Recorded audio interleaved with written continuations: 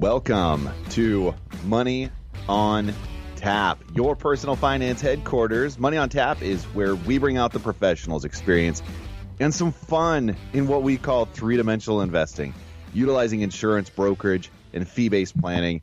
That's what we do on this radio show. We look at all sides of the issues and bring a fully independent planning perspective to the table. My name is Seth Cressman, and I'm joined here once again with John Ryder and Ben Brayshaw. Good morning, you guys. Good morning, guys. Hey, good morning, everybody. How are you doing this morning, Seth? Thank you. I'm doing great. I was just checking the audio level there for a second. And how is it? And how is it over there? Turn that audio level down, Seth, for help us all out. It's great, except for it's just all on my left side. I must have slept on my right side, so it's all numb over here, and I can't hear anything at this point. You can reach us at 855-226-8551 or email us at info@yourmoneyontap.com. Also, you can find us at John's Facebook. Still laughing about the numb statement. You never know what we're going to bring out, right, John? That is true. Hey, it's my news. It may not be quite money in the news, but that's my news today. Seth slept on the wrong side. That's why he can't hear and speak today. Okay, that's good. But I got up on the right side. Good. That's good. That's what's important. Good. I only have one side of my bed I can get up on. It is the right side, so this is how it works in my house. Full transparency is what we're shooting for here today, folks. Anyways, you are listening to Money on Tap, and you can find us at Facebook /3D Investing. Also at Twitter, BFG. That stands for Brayshaw Financial Group _LLC. You can catch our latest podcasts, any of the articles that we're out there paying attention to and we think are noteworthy to send your direction. You can reach us at 855-226-8551. And you know what? I think we have an interesting show this morning. We're going to be looking at the marvelous stages of financial independence. FI. If you haven't heard about this, this is a movement and a wonderful movement of really retiring early, getting to the point where you can do it. You can walk away from that 9 to 5 or that 10 to 6. It's kind of changing, or actually this independence movement is really, I think, taking hold on the American public. If you Google financial independence or the FI movement, there's a lot of traction out there. There's a lot of different folks, and we're going to be talking about one of them a little bit later on here. But in some ways, it's kind of like this retro movement, meaning if you think about it, years ago, our grandparents, and in some cases maybe our parents, were very into financial independence, but it wasn't really a movement as I think we see it today. It was basic financial responsibility where that generation had stuff, but it was paid off stuff. And it's different than in today's world where it seems like everyone perhaps has a lot more stuff, but also has a lot more that is not paid off. So we're going to talk more about that. Yeah, there was definitely a time period in our our world in the 50s, 60s that is to accumulate things. If you took on debt, how quickly could you pay it off? And that has grown to how much can I accumulate and keep the numbers still paying for themselves, right?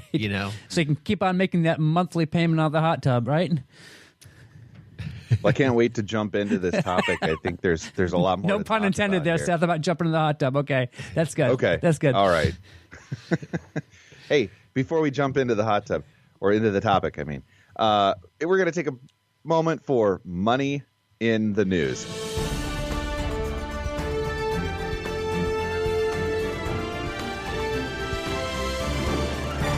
Well, today we have a really interesting article regarding Amazon and its plan to potentially open up 3,000 cashless stores by 2021. Ben, did you say it's time to talk about Amazon taking over the world? Is that what you said? Almost. Man, is that the case, guys? I mean, just everywhere you go. And when you think about buying something, let's say you're looking at buying some lighting online. Are you thinking, let's find a lighting store? No, you're like, I'm just going to Amazon. That's me anyway. I don't know about you guys. I'll tell you what it was yesterday for me. What's that? It was Julie and the 2-year-old potty training chair. Yeah.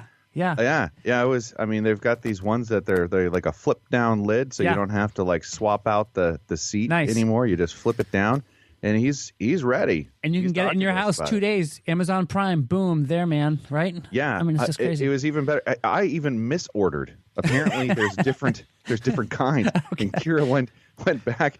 She came home later that day. She's like, "Oh yeah, no, I canceled that order, and I got 3 ones that were used in great condition and the right kind." So apparently, there's you need to pay attention to a lot more. We digress very fast from talking about Amazon to talk about potty training. But anyways, so Ben, there's 3,000 stores they're talking about having with no cashiers in it. Right, I know, and they've started. They have one in Seattle. They're looking to open up another in Seattle, and then up and coming potentially in Chicago.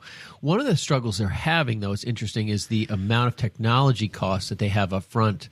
Now, it's interesting. They reference in this article by Spencer Sopp about the Pret stores in Europe. Now, I've been to a Pret store. Yeah, same. And it's pretty interesting. I mean, you go in there, there's, it's very, it's prepared foods. Yeah. It's not like... Very freshly prepared. Very fresh. It's not like the sandwich you pull the plastic off of. From 3 days ago at Cumberland Farms. Right. Yeah. No, they make it all that day, and they put it out there. And we had stopped there a number of different times, Sure. and they deal with all sorts of dietary needs. It's all sealed, so you know what it is, and it was very, very good. So they're looking at that model as something. So if you've traveled abroad, you maybe reference that, because Pret stores seem to be everywhere. And they're looking to do this within certain areas. But if the debate is how much technology they need to do based on how much prepared versus self-prepared, personally prepared food. Yeah. Like if you were to kind of create a sandwich from scratch kind of thing, and the difference between that. Now, that creates some complications in the technology. So I think that it's interesting how they're debating that and trying to design the store. So basically, shoppers walk into the store. They have a smartphone app that they have. So once they scan their phones like a turnstile, I almost think of like a cafeteria place where you go into a turnstile. Yeah. They can grab whatever they want, from salads to sandwiches, drinks, and snacks, and then they walk out. They don't even have to stop at a cash register, because everything that they have is kind of scanned. As they go. The sensors, the computer vision technology detects what they take and builds them automatically, eliminating checkout time. So you're not sitting in line waiting. And I don't know about you guys lately, but I don't know if you have a Walmart near you. I have the stupid Walmart near me. I feel like, because they have 100 cash registers across the way, right? 100 of them, it seems like. Yeah. And when you're walking out, there's always a huge line. It's just poorly done. In fact, not to digress too much, most of them aren't manned because they don't want to pay for the manpower. Yeah, but it's just long. It makes me think I just don't want to go there anymore. Now, Target, just down the street from them, another super Target, that one, for some reason, the management knows how to move people in and out of that place. They have not nearly as many registers, but they know how to get people in and out of there much faster. And I think this thing here will be certainly a thing that Amazon's going to be pushing. But you're saying, Ben, the number one issue they're having is just the technology cost to open up. It's like $1 million. Yeah, it was $1 million per just for that technology. Just for that technology. Yeah. So but they're saying that the profit margin between intentionally prepared foods or things that are directed towards you, the profit margin significantly higher than what you can get from like a basic sandwich sub shop. Right. I think we're going to move this segment from Money in the News to just Amazon in the News, because we could probably roll something out every single week on Amazon. They're an amazing company. I have one objection. Fascinating. I have one objection to Amazon. What's that? I've had 2 bizarre things happen in purchases. That one was listed as a Prime, come in 2-day deal. Yeah. And next thing you know, it was being shipped from China, and I couldn't cancel the order because it was already shipped. Oh wow. And didn't arrive for like 3 or 4 weeks. Okay. And now I'm in this debate mode. Like, I don't want to debate with people. Like, it was supposed to be Prime. Yeah. Amazon should know that. The company shipped from China. They're telling me now I have to pay to return it. And I'm saying to myself, this is ridiculous. It's funny that you say that, because I had kind of the opposite. I was ordering something that was supposed to, I was ordering I was talking about some lighting and some cords I needed. I ordered that Prime. Then I ordered the other one. It didn't say it was Prime, but it said it would be shipped from China, basically. And I thought it was going to be 3 or 4 weeks, which is going to be way later than I needed it. The strangest thing happened, though, that it actually came very, very quickly. Within about 4 or 5 days, I got a DHL receipt now, and it came very, very quickly, which I was totally shocked, because usually from China, good luck. Well, I didn't even know it was shipping from China because it says Prime. And now I'm in like this. I just want Amazon to go in and say, with all the money that we have, they make 1.7. I think I saw the numbers on CNBC the other day. It's like 1.7 billion per person that works there. That's their market cap. And I'm thinking to myself, with that amount of work, simple note, hey, listen, I want to return the thing. But I just want to know, did you write Jeff Bezos an email just to let him know that you were unhappy with it? No, I called him. You called him. Okay. He hasn't gotten back to you. So Ben left a couple voice messages, and probably we'll hear back from him hopefully here soon. But that's a second, and we don't return like much at all. That's the second time we've had like problems with like returning, and I'm thinking to myself, we received one other time we received a vitamin bottle, basically what was assigned by the doctor to take, and it came damaged, and we needed it. We were traveling that next day. It came damaged, and we said, what do we do? And they're like, well, either return the bottle or you don't get your money back. And we said, well, the whole bottle's damaged. It's worthless other than what pills are still in there. And so we ended up paying for that damaged bottle no matter what. Sent them pictures and everything. Yeah. I guess there's some downsides online. So. But Seth, you know what the interesting part about this article is that I see? At the very bottom, it talks about that if they add 3,000 stores like they're talking about adding, right away, it would make Amazon go among the biggest chains in the U.S. I mean, these guys, they just pivot. They make one turn and boom, they own the market on something. I mean, that's crazy to me. You think Walmart's sweating that a little bit? Oh, yeah. Well, I don't know that's as much Walmart as it is the convenience stores. I mean, this is a great distribution opportunity for them. I mean, I've seen other articles on Amazon about how they want to have distribution centers where you can go pick up stuff directly. Like they could drop ship it to a place where you could have it in like less than 2 days, or you don't have to wait for the guy to show. You guys don't have that there? No, not less than that. I don't think so. No, not here yet. Do you have drone delivery out there, Seth? We have a distribution center darn near in our backyard. It's like 2 miles, 3 miles down the road. Right. And so there's a lot of that stuff, especially the Prime stuff. It's like pick it up today if you want. Oh, wow. Huh. Yeah, and I think it's an interesting place. If you've ever talked to somebody that works there, they do step tracking. And they monitor, like, are you doing enough steps for the day? That's kind of part of their work quota.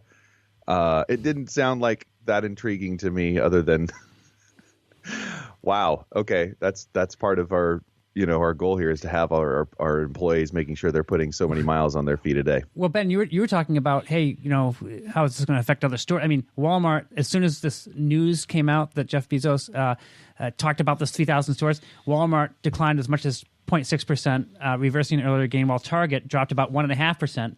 And Kroger Company, maybe this is for another reason, who knows, slid as much as 3.1% on the news that this was going on. I was thinking about like the Whole Foods where you go in and you get food. Yeah. Like they have that whole lunch bar for $60. I always got whole paycheck. Whole paycheck for $60 that we. Like $30 for cherries or something like that. But they're organic, Seth. No pesticides. Yeah, it's nice. Yeah, we went to Whole Foods one time, Seth and I, and we looked at the bill, and it was so ridiculously expensive. I was like, "Whoa, hold on a second, what's going on here?" And it was what? It was like $18 or $20 for a small bag of cherries because there was like 3 reasons. They were like organic. In season, imported from Italy overnight via Amazon. We were like, hold on. I was like, we're not getting the cherries. Seth looks at me. Why not? I go, can you recycle the cherry pits? I don't know. Who knows? I get caught off guard by the salad bar, which I'm like, oh, this is amazing. I start loading it up, and it's like $8 a pound or something. I don't know. I need to get a home equity loan to pay for salad it. by the time you weigh up. And so, all right. Well, let's go on to the next article because this is really interesting.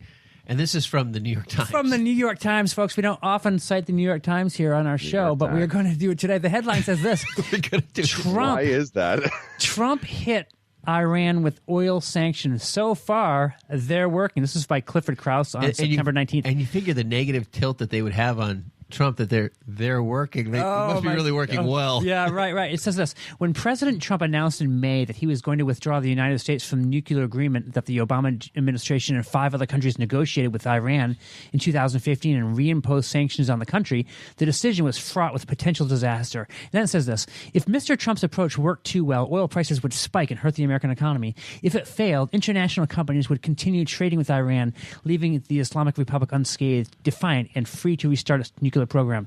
But the policy has been effective without either of those nasty consequences, at least so far.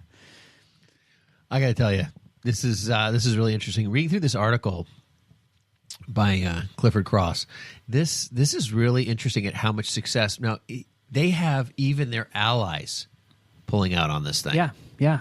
I'm wondering how much people are scared of Trump, or how many people are really, saying, "Listen, you're going to get out of the nuclear movement because we don't want you having it." I mean, like they're right now, India, which is their second largest distribution location, is also getting ready to pull out, and the banks said they will not move money for anyone trying to buy oil from Iran. So what does that tell you? Well, here's what it's telling the president of Merrill Lynch, or the president of Strategic Energy and Economic Research. I shouldn't say that. His name is Michael Lynch. It's not the president of Merrill Lynch. Michael Lynch, who is the president of Strategic Energy and Economic Research, says this: the president is doing the opposite of what the experts said, and it seems to be working out. And so, yeah, very interesting story to see what's going on here. And what everyone thought would be a terrible debacle is actually turning out pretty well, and it seems like he's playing his cards pretty well when it comes to the whole deal with the oil embargo. This is well done. Yeah, no, I'm serious. I mean, it's just looking at like what China's doing, Russia's doing. All the countries are. What's interesting too is that between Russia and some of the other companies that actually export oil, they're happy to embrace this, right? I mean, this just helps them a little bit. But oil hasn't spiked. I mean, I've been a proponent of oil stocks for a while, for a number of years, and we've seen oil rise nicely, and some of the stocks are doing well in that area. I think this only plays into that story, but it also plays into the ability for the American oil, area, because as the oil prices rise, it gives us the ability to develop oil domestically, which is good for us to help build some oil independence and energy independence as we try to establish that. Because if we don't have oil prices high enough to do that, we end up floundering and becoming more and more dependent on people. Seth, I was just telling you about a conference that I went to where I heard the president of a company called First Trust, which is a company that we've used in the past. We still do use for some of our investments. And this guy, really an interesting guy, excellent speaker, but what he really did was he talked about how we as a country are really doing things right, and he's a big Trump supporter. But I will say this: he kind of showed a lot of different things on the board that talked about how our energy reliance is no longer. We don't have to rely on other countries now because of the great job that they're doing with the drilling. There's that bad F word that's out there, the fracking, that has been proven even from the Obama administration as not being harmful, has been tremendously helpful to help us have more of a control when it comes to oil, because that was one of the things that always in the past has been an issue with foreign countries out there controlling the price of oil and all that. Trump is kind of taking it back here, and I think is doing an incredible job of being able to, hey, you know what? We have a lot of oil. We have it all over New York. We have it all over Texas. We have it, and we're taking advantage of it, and really making a difference when it comes to oil supply. Well, you bring up fracking, and that's an interesting conversation because fracking has always been involved in every oil program on all sorts of levels. Now, there is bad fracking, and then there's kind of like this standardized, normal fracking, because they have to do that to create seams. I mean, they have to allow the oil to move. They don't just get to it. There's all pits connected to each other. So, there's that's become a bad word only because. But it has been. But that's one of the things that this guy highlighted. He said in the last years of the Obama administration, they did a test, or they did actually a study to see if this fracking was actually harmful to the environment and all. Because of course you don't want to go harm the environment and just drain the oil, and then you don't have anything left, that kind of thing. But there was a study done by the Obama administration, and it came out that in the end, the EPA head for the Obama administration said, "No, this is not harmful. It is not harmful to the environment." This is not Trump's guy. Yeah, this is Obama's guy. Yeah, and I thought it was a pretty cool stat. There's probably some thought that maybe there was some threats involved to the EPA. Possibly. There's probably a conspiracy out there about that. So anyways. Well, this has been an educational moment for me. Thanks, you guys. You've been listening to Money on Tap. We've been talking about money in the news. We're going to take a quick break. You can reach us at 855-226-8551.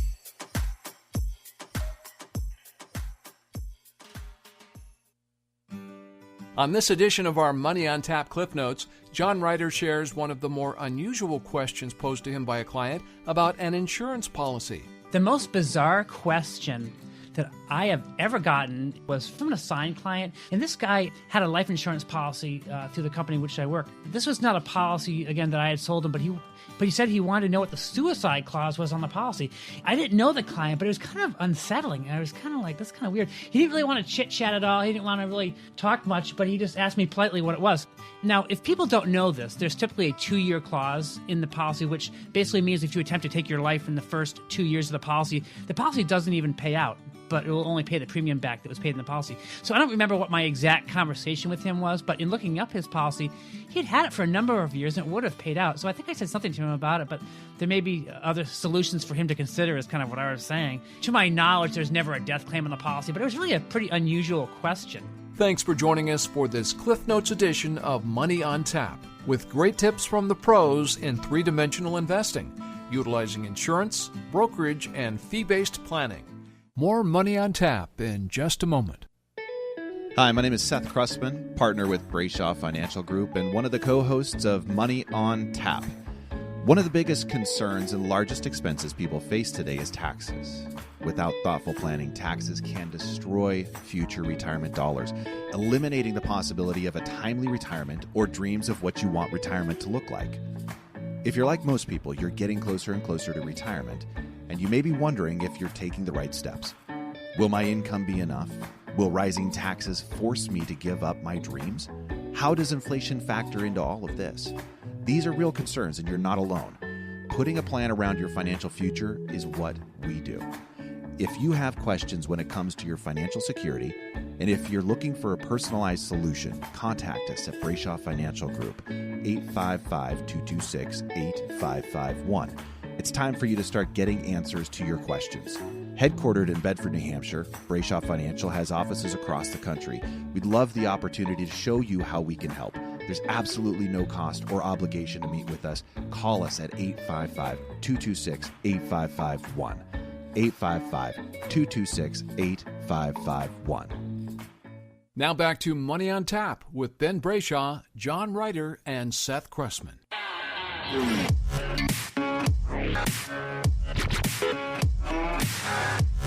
Welcome back. You're listening to Money on Tap, your personal finance headquarters. This is where we bring out the professionals.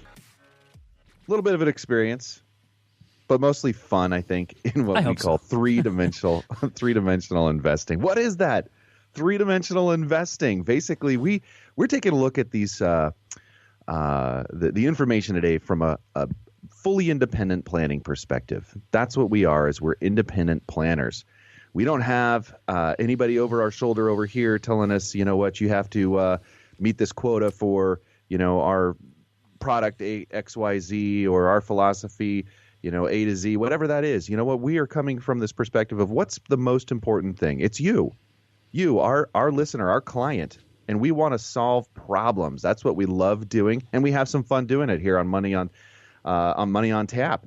Today we are going to talk about, I think, one of these situations that is a lot of fun for us as planners, which is the financial independence, getting to financial independence. Now, people come to us at all different stages of planning in their life. Some people are at stage one of what we're going to be talking about today on this climbing the ladder of financial independence, or FI. And other people come to us more at stage 7, where they have reached that fully that financial independence, and they are looking to create all sorts of programs for people that they love and they care about. Maybe it's their family, maybe it's a school. They can become benefactors of some initiatives, or join some initiatives and make a difference with the wealth that they've created. All parts of this process or this journey are where we engage. And today, we're going to be talking about some of that with you. Yeah, so financial independence is something that's really, I think, in the news a lot more so today. In fact, I'd like to give credit for our show topic today really to Joshua Sheets, who hosts the incredible podcast called Personal Radical Finance. And Seth, I think it was about... I wish I had an applause button. Yeah, Seth, I think it was you who told me about him. And he really brings a great perspective to things. In fact, he talks I tell you about most things, John, but I appreciate you throwing it out there. Well, he talks about going from dependence to independence. And today, we're going to talk about about the steps from the bottom of the ladder to the top of the ladder, and hopefully it will help you realize, whether you know it or not, that you are on a ladder, and that ladder as you ascend can make your life much easier over time. And so we're going to talk about that. But I think Joshua does an incredible job of helping people to understand that transition time as far as going from financial dependence. And that's really the ladder step number one, rung number one. We all start at financial dependence, and that's the stage where we're dependent on other people or we're dependent upon charitable donations. And compare this, if you think about, like, to being a baby. When you're a baby, you have zero control over anything, right? You have diapers provided for you, you have someone taking care of you, you have just your whole schedule provided. And the sad thing, though, and this is what we see, guys, sometimes, is that some people never go beyond rung number one. And that is that they stay in that financial dependence for their whole lives. And, there's some different reasons for that. And there's some people that will never get out of that because they maybe have zero control. If you have a disability or an illness where you're just not able to take care of yourself and you're not able to do anything on your own, that can be tough. I have a nephew who has Down syndrome and autism. He's 8 years old, and we're hoping that he does get some more independence along the way. But I will tell you, it's a really difficult situation for his parents because they really wonder what will happen exactly with him. And that is he has an example of a disability where he may never be able to provide for himself. I have a sister who actually has Down syndrome as well. She never will have the ability to take care of herself, and so it's a very sad place to be. But that's the truth of it for some people out there. There's also some people out there that are in extreme poverty, and they may be in a third world country or maybe here where they just cannot climb out of that for one reason or another. And there's I guess a couple of different reasons for that or causes, but people that either don't want to work, or those people that perhaps can't work for one reason or another. And so that financial dependence can really trap people in there for quite a long time. And then think about this too. How about someone that's going to be in jail for the next 30 years? They're not financially independent, are they? No, they're dependent upon the system to take care of them. And quite honestly, for some people, that's easier, isn't it? Yeah. In fact, that's one of the hard parts about people transitioning out of a state prison or a federal penitentiary is the fact that there's being able to transition out into the public is very, very hard. Thinking, well, now I got to get a job. But that's going to be different. That's going to be difficult because I have a felony on my record. And then they're just not able to transition well. And many times, maybe it's just easier for them to stay dependent upon others, and not really a fun topic. But there's another one too, guys. We're here in the Boston, New Hampshire area, and I know, Seth, that you may have some of this too. But we have people out there that are called trust fund kids. Ben, have you ever known any trust fund kids over the years? I have. I have. Yeah, some of them, I find that some of them do rely, heavily on the trust and so forth. But I've met some people too that you don't realize they even have a trust. They don't spend any of it. It's really interesting. There's like kind of two sides to that coin. And but yeah, I mean I think even though probably there's whatever percentage are the trust fund babies, as they kind of joke around and call. They just make such a bad name for those that do have it, because New England's some of the highest trust fund assets in America, from my understanding from some of the reports. So it's interesting to see how you kind of get both sides of that coin. Yeah, I have a friend of mine in Boston who works a public sector job, and he has a couple of his friends that work public sector jobs, although not well paying. They're just not well paying jobs, but they are trust fund kids. I mean, their family has had money for generations, and they do not really take care of themselves. They have a job, but it doesn't cover all their bills. But these guys, they can constantly go on the vacations. They're nice houses, travel all over the world, have a lot of leisure time. But it's not because of the money that they're earning. It's because of the money that they've been able to rely on from their trust fund. And it's two of his friends kind of that way. Interesting. I have a client too who's a really meek, humble guy. And he worked for years as a waiter, and he would wait on people, and high end waiting and so forth. Yeah. But he was worth more than the restaurant. He was just doing it. He actually really enjoyed the job, and he became like a professional at skill and just enjoyed it. And, So there's a difference, though, to me. Different from the two friends I was talking about, Yeah. from my friend's friend. That's a guy that maybe had a trust fund. That's all great, but he worked hard, worked his way up. yeah, no, Right. he didn't. Yeah, he doesn't live off any of the trust Yeah, fund monies yeah, at all. interesting. It's just yeah, really interesting. Yeah, yeah. He's just So he wouldn't be on that first rung of the ladder, financial Oh, dependence, would he? No, not at all. No.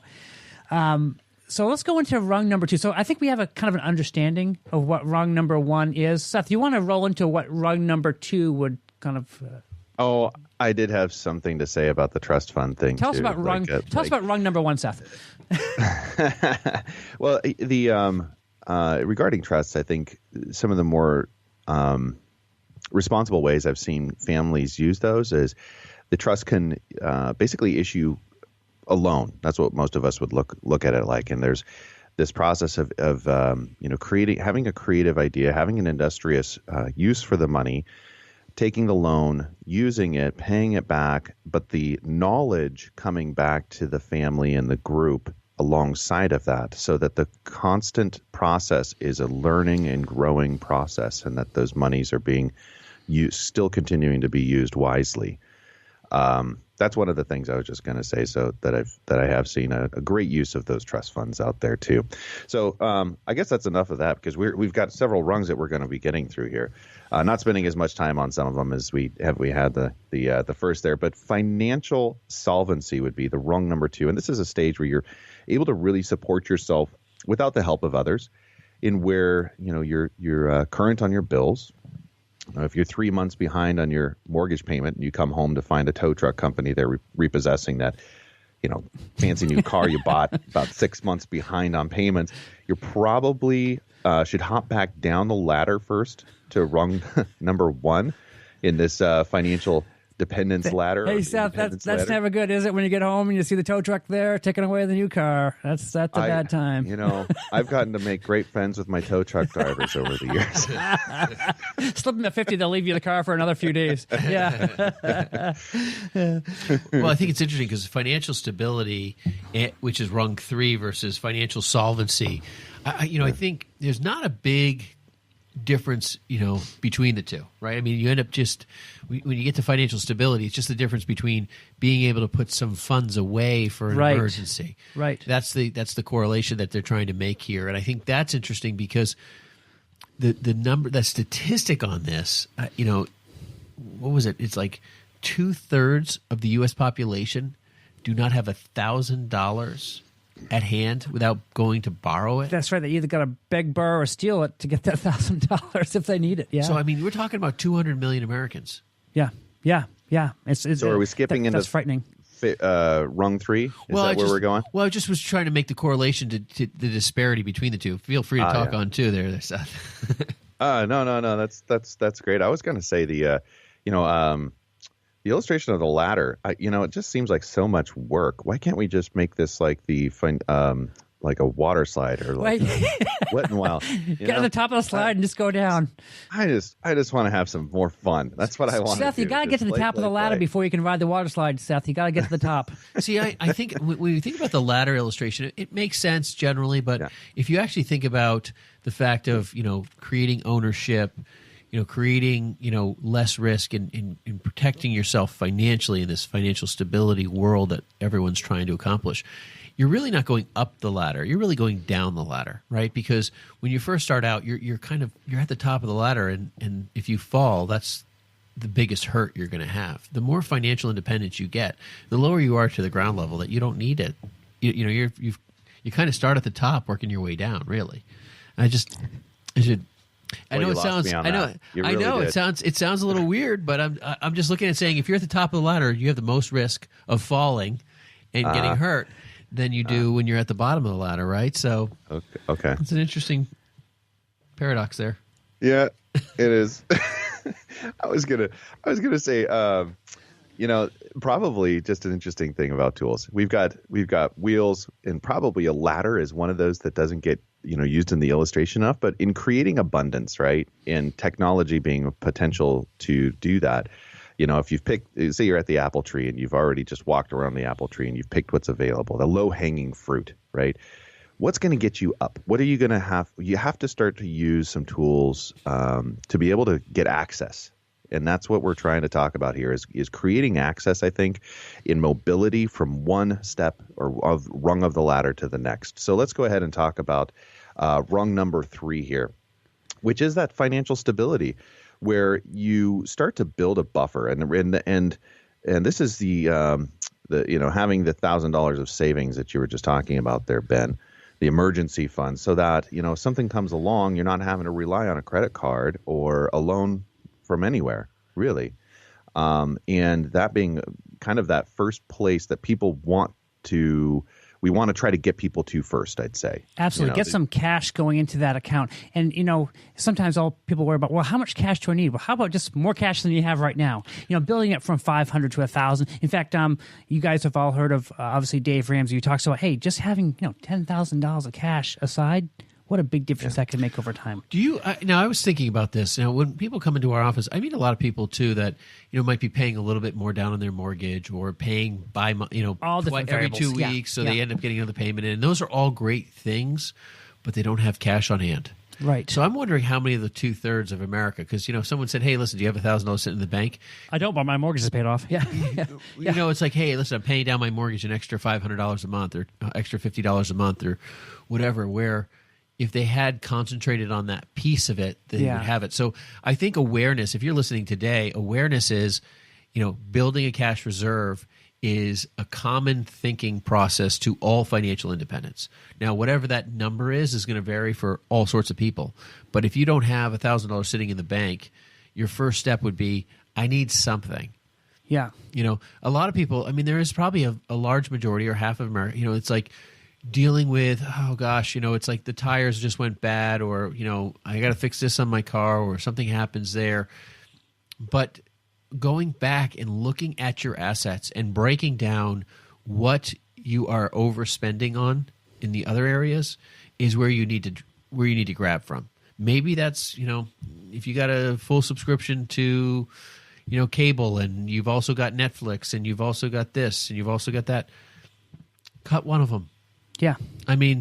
Cut something, figure out what it is to help you get to that, be the difference in this. Well, in fact, I think, Ben, that very, very well transitions into our next rung of the ladder here, which is called debt freedom. And as we get up this ladder, this is where you get to the place where you don't owe anyone anything. Of course, there are different levels within the step. And it doesn't happen right away, but maybe the first thing is that you want to do is pay off that credit card that you've had out there for, it's been a couple $1,000s on there and you're paying interest on it. Maybe pay off that home equity loan where you did a kitchen reno and you haven't paid that off. Maybe pay off that car loan.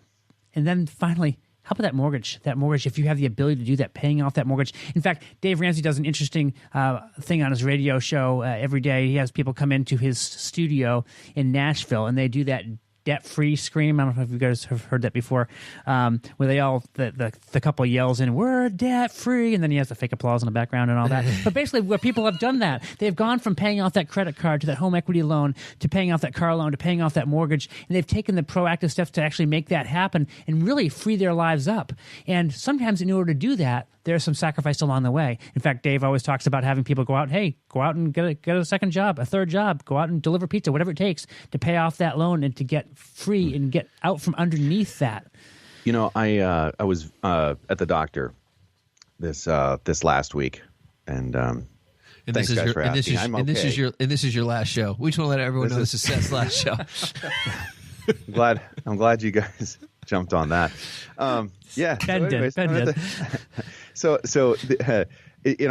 I have some history with the doctor. Like his older sister is my older sister's best friend in high school. We went to the same school. His dad was my doctor. I know you want me to hurry up, Ben, but I'm not gonna. I want to get to the memorabilia portion of the show of the greatest hits of Seth. But we're having a great conversation, me and the doctor, right? So that's the point. But he's talking about how do you know this Dr. Seth? No. One of the things he was talking about was the steps that they took, he and his wife, right? Both doctors, but how did they get to this place? And how do a lot of doctors don't. Like somehow in the 30s, he talked about one of his partners having the $1 million house, but also having this huge amount of debt that he was carrying around with him and still paying, and a lot of doctors still paying on this debt until they're 50 or longer, and how that was really kind of embarrassing for him. because there could be some different decisions. And that's what we're just talking about, is just changing some of those decisions, living off of one salary. It was what they chose to do. They bought a $300,000 home instead of the $1 million home. Those kind of things. And today they're doing amazing, right? Yeah, They've got a lot of options ahead of them because of some of those decisions they made early on. And so there's a compound interest that happens in a lot of our decision making along the way. The more that we make those decisions, the more empowered we can become to make to be fulfilled for really. Seth, that is a great transition for really what we're talking about, going from debt freedom, not having, getting the $300,000 mortgage instead of the $1 million one so that you're in a much better shape. But financial security is rung number 5. This is the stage where you can cover your basic needs with investments. This is what we call retirement for most people. This is what we as advisors really specialize in. We help people to retire from their day job and allow their investments to really work for them to fuel their retirement lifestyle. And this retirement lifestyle could mean different things to different people. And, interestingly enough, many people get discouraged at this stage, believe it or not. They can survive easily on the income from their investments. However, they want a higher lifestyle, and as a result, they often need to have a lot more saved. So this is an example. They can live off of their Social Security, their pension, and income from their investments, and this income stream might cover all their needs, but maybe not all of their wants. And that's really kind of what financial independence covers, meaning, hey, that's the next rung, where not only can they just basically take care of themselves with their investments, but then they can really do more than they ever imagined possible in that financial independence rung. It's interesting that you talk about, that transition and that move. And I know we got to take a break here, so I want to talk about that when we get back, about helping people make those transitions that can't actually see it in their own, perspective. Yeah, sure. You're listening to Money on Tap. We're going to take a quick break. You can reach us at 855-226-8551 or info@yourmoneyontap.com. Hi, my name is Ben Brayshaw, one of the co-hosts of Money on Tap. If you have questions when it comes to your retirement and are looking for a personalized solution, contact us at Brayshaw Financial Group. In today's volatile stock market, we can help you plan to find your successful retirement solution. Am I saving enough? Am I saving into the right places? Do my investments match my appetite for risk? Do I have a tax strategy that is going to help me keep more of what I earn? How can I maximize my Social Security income? If you are like most people, you are getting closer and closer to your retirement and may be wondering if you're taking the right steps. If you're in retirement, you may be wondering, am I maximizing my income while preserving my estate and caring for my family? We talk about all things financial in what we call three-dimensional investing, putting a plan around your financial future. If you feel that now is the time to start getting the answers to some of these questions for your own situation, give us a call at Brayshaw Financial Group at 855-226-8551. Headquartered in Bedford, New Hampshire, we have offices throughout New England and across the country. We would love the opportunity to show you how we can help. There's absolutely no cost or obligation just to meet with us, and we welcome you to our office. Call us at 855-226-8551. Now back to Money on Tap with Ben Brayshaw, John Ryder, and Seth Cressman.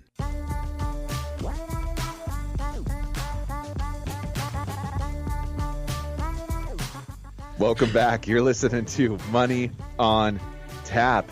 We're talking about financial independence, or FI, if you're a part of this movement out here. And, one of my favorite podcasters out there, Josh Sheets, who I wish I could call my friend, but I feel like he's my friend. I know. That's the way he is. He's got that kind of thing going on in his show, right? So Ben's calling up Jeff Bezos, and I'm texting Josh Sheets, and that's how we're rolling here on Money on Tap. But we're I'm talking to you guys. I'm talking to you guys. That's good enough for me. If Josh calls me back during the show, I'm sending a voicemail. It's a huge topic, and it's a noteworthy topic, one that we deal with probably. I think it's probably one of the most consistent veins running through financial planning of, hey, how do we get financially independent? Really, I think that's one of the biggest goals. That retirement is part of that, but climbing these rungs of the ladder. what we're talking about here. So you want to take it away, Ben? Did I tee whether you we're up there? climbing up the rungs or we're coming down the rungs, I don't know. I'm descending, The Seth. water slide of So- financial independence. So Ben's going backwards back to financial dependence. Seth and I are working towards our way of financial independence, but we're going to have some insurance along the way. We're gonna high five on the he's coming Yeah, down. well, you we're guys I feel bad for that guy way down there. That guy Ben way down there if on you the fall ladder. off a ladder, John, from 15 feet, That's not versus good, 2 man. feet. That's a bad day. That's why you need to make sure you have more to lose, don't you, as you go up that ladder? No, not if you're independent. But if you get injured, If you're financially independent, you're down on the bottom. I guess there could be arguments both ways. Yeah, there are arguments. One way. It's all an argument. All I know is I don't want to say I am moving down the ladder of financial independence. So I want to get into one really serious side, because people contact us off this show or get referred to us by somebody, Yeah. or and in reality, as we're talking about this, what a lot of people don't realize is that we become an arm to helping you with these ladder movements, no matter which ladder you're on. Just either counseling you through. We have people who come from one organization, they refer people to us to help them who are on rung one, who are getting worse in rung one. And we have people who are on rung two, and we're helping them develop that. And there's a constant movement either way, right? I mean, there's constantly Absolutely. a development. But I can think, honestly, of a number of people off the top of my head, just people who came into our office who felt, I don't know how retirement's possible for me. Like, I don't know how I'm going to accomplish this, or I don't know how I'm going to do this, or I'm not going to do that. And because they don't have the background, because they don't have the understanding of the financial markets and how to invest and how to create income and all of the pieces that we do for people, that we've been able to bring real joy. I mean, I saw one person get up and just start laughing like, I can't believe this is really true. Yeah. Some of it's just because they can't, you don't know what you don't know, right?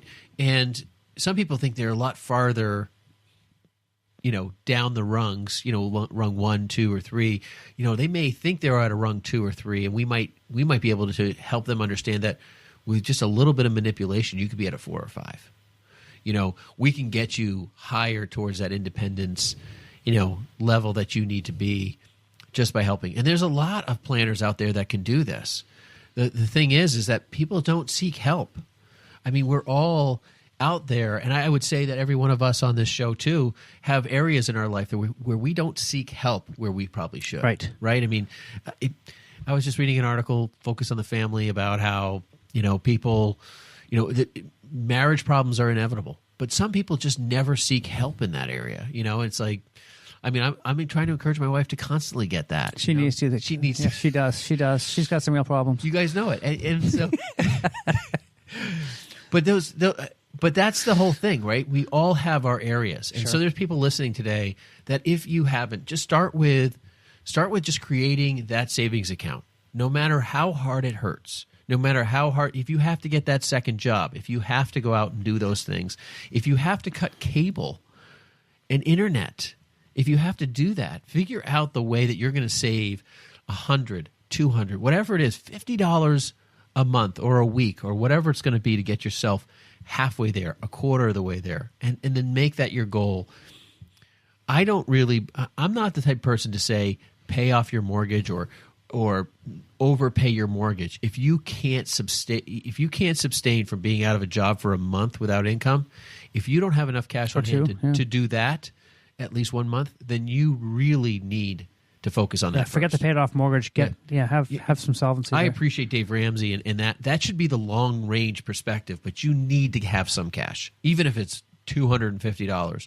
And when those tires need to be replaced, it won't be the $1,000 you put in the bank to spend it. It will still be the same emergency grab. I also encourage people, and we do this regularly, because we have a lot of clients who make good money and they want to put money away too, and they I want to go on this trip or that.